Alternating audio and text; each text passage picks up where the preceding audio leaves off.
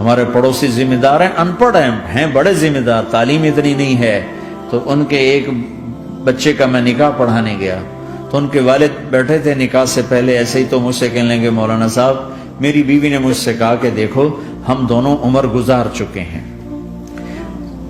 تو ایسا کرو اپنے بیٹے کا گھر الگ بناؤ اور اس کی بیگم کو وہاں لے کر آؤ، اگر یہاں لے کر آؤ گے تو ہم دونوں کہیں ان کی زندگی خراب نہ کر بیٹھے اور ان کی زندگی میں دخل دے دے کر کہیں ان کی زندگی کو تنگ نہ کر دیں، میرے بیٹے کا الگ گھر بنا، وہاں اس کی بیگم لوگ کے لیے لے کر آ تاکہ ہم ان کی زندگی میں داخل نہ ہو سکے۔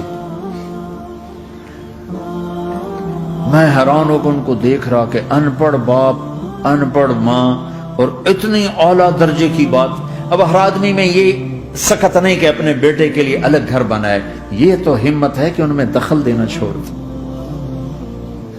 کہ خاوند سے زیادہ خاوند کے ماں باپ اس کی بیوی پہ حق جتا رہے ہوں، یہ میرے نبی کی معاشرت نہیں ہے۔ میں دکھ سے کہہ رہا ہوں، آپ محسوس نہ فرمائیں، کوئی عورت ساس ہے تو محسوس نہ کرے، کوئی سسر بیٹھے محسوس نہ کریں، میں درد بھری فریاد کہہ رہا ہوں۔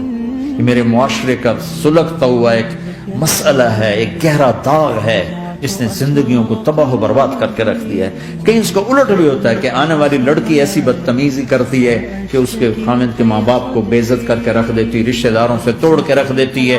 یہ کیسز بھی ہیں لیکن یہ تھوڑے ہیں، یہ دوسرے والے زیادہ ہیں۔ میں اپنے نبی کی معاشرت بتانا چاہتا ہوں کہ میرے نبی کی زندگی میں محبت کے سوا کچھ نہ تھا،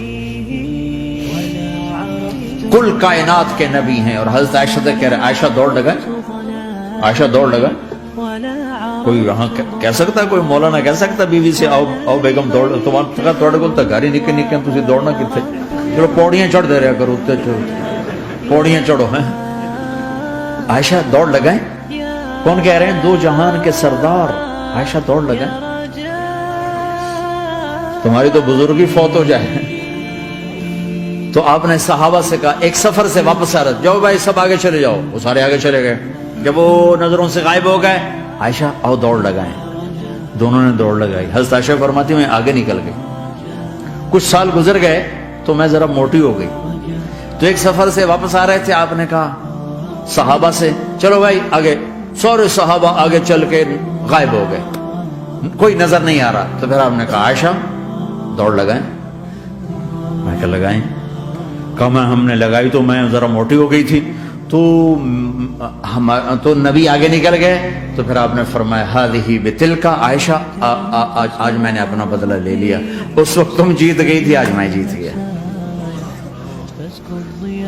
آپ نے نبی کی زندگی پڑھو اللہ کے واسطے کہ آپ نے گھر کیسے چلائے، کھانے کو کچھ نہیں اور بیویاں خوش ہیں، سلوک تھا نا، کھانے کو کچھ نہیں ہے، 2 مہینے چولہا نہیں جلتا ہے، لیکن بیویوں کو ایسی محبت تھی کہ وہ قربان ہوتی جا رہی، اور یہاں سب کچھ دے کر گھروں میں آگ ہے، اس لیے کہ بول ٹھیک نہیں، نہ خامد کا بول ٹھیک ہے نہ بیوی کا بول ٹھیک ہے۔ اور عام طور پر زیادتی چونکہ مردوں کی طرف سے ہوتی، کبھی عورتوں کی طرف سے بھی ہوتی، میں تو دونوں کے لیے بات کر رہا ہوں۔ اس زبان کو میٹھا کرنا سیکھ لو، اگر اپنے گھروں کو چین سے سکھ سے بھرنا چاہتے ہو تو چیزوں سے نہیں آئے گا، تمہارے سلوک سے، بیہیویئر سے آئے گا۔ اپنے سلوک اچھے کرو، اپنے رویے اچھے کرو۔